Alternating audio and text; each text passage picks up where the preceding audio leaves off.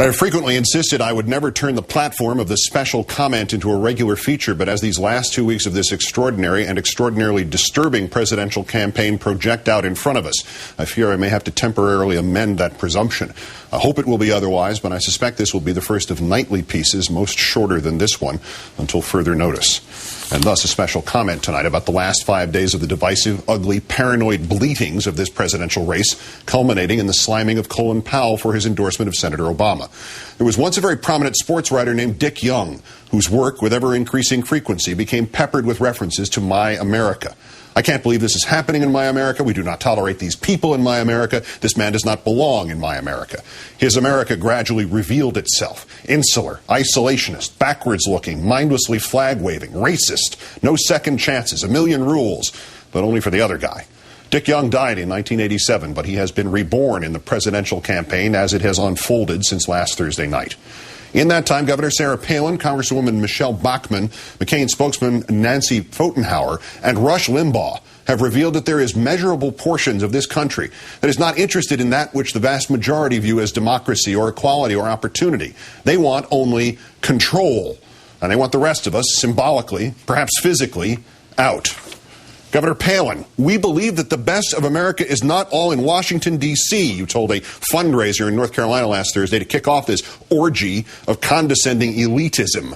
We believe that the best of America is in these small towns that we get to visit and in these wonderful little pockets of what I call the real America.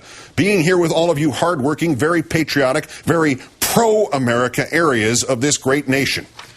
Governor, your prejudice is overwhelming. It is not just pockets of this country that are pro-America, Governor. America is pro-America.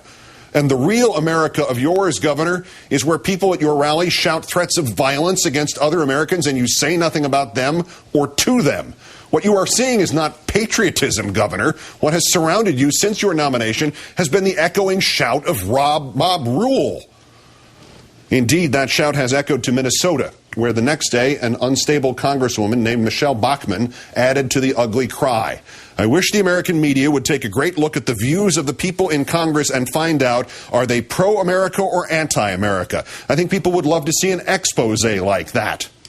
For nearly 2 years, Ms. Bachmann, who made her first political bones by keeping the movie Aladdin from being shown at a Minnesota charter school because she thought it promoted paganism and witchcraft, has had a seat in the government of this nation, a seat from which she has spewed the most implausible, hateful, narrow-minded garbage imaginable.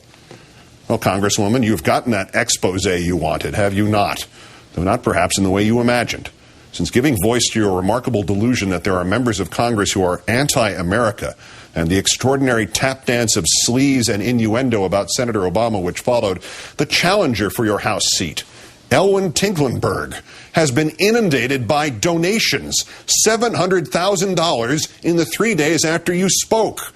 Because the America you perceive, Congresswoman, with its goblins and ghosts and vast unseen hordes of traitors and fellow travelers and senators who won't ban Aladdin, exists only in your head and in the heads of the others who must rationalize the failures in their own lives and of their own policies as somebody else's fault, as a conspiracy to deny them an America of exclusionism and religious orthodoxy and prejudice, about which they must accuse and murmur and shout threats and cleave the nation into pro-America and anti-America.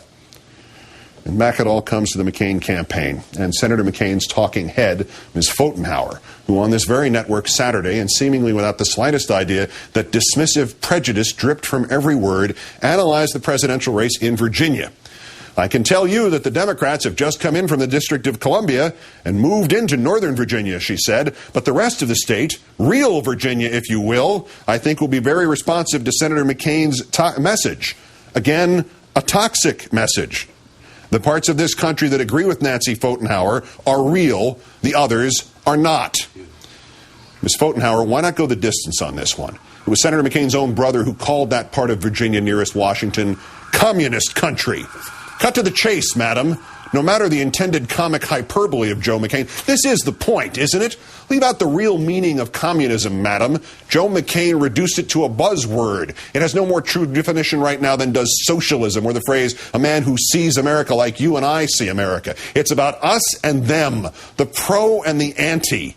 Never mind, madam, that the bisecting of this country that you happily inspire means taking a tiny crack in a dam and not repairing it, but burrowing into it. It is not enough that Senator McCain and Senator Obama might differ. One must be real and the other false. One must be pro-America and the other anti. Go back and, as your boss Rick Davis said today, rethink Mr. McCain's insistence not to drag the sorry bones of Jeremiah Wright into this campaign. And whatever you do, Ms. Pfotenhauer, allow no one enough time to think about the widening crack in the dam. And now all this comes back together to attack Colin Powell. Secretary Powell says his endorsement is not about race, writes Rush Limbaugh, and the grand wizard of the school of reactionary non-thought continues. Okay, fine. I am now researching his past endorsements to see if I can find all the inexperienced, very liberal white candidates he has endorsed. I'll let you know what I come up with. It is not conceivable that Powell might reject McCain for the politics of hate and character assassination or just for policy. In the closed, sweaty world of the blind allegiances of Limbaugh, one of us who endorses one of them must be doing so for some other blind allegiance, like the color of skin. The answer to this primordial muck must be addressed to one man only. Senator McCain, where are you? I disagree with you on virtually every major point of policy and practice, and yet I do not think you anti-America. I would not hesitate to join you in time of crisis in defense of this country. Fortunately, you did not echo this chorus of base hatred, but neither have you repudiated it. What is pro-America, Senator? Is it pro-America to call a man a racist because he endorses Barack Obama? Senator, you have based your campaign on many premises, but the foremost and the most nearly admirable of them all have been these pitches about reaching across the aisle and putting, as your ubiquitous banners read, country first. So when Colin Powell endorses your opponent, you say nothing as your supporters and proxies paint him in this anti-America frame and place him in Governor Palin's unreal America?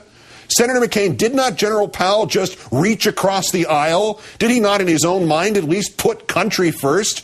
Is it not your responsibility, Senator, to, if not applaud, then at least quiet those in your half of our fractured political equation? Is it not your responsibility, Senator, to say enough to Republican smears without end? Is it not your responsibility, Senator, to insist that win or lose, you will not be party to a campaign that devolves into hatred and prejudice and divisiveness? And Senator McCain, if it is not your responsibility, whose is it? Let's count down for this, the 2,000th day since the declaration of mission accomplished in Iraq. I'm Keith Olbermann. Good night and good luck.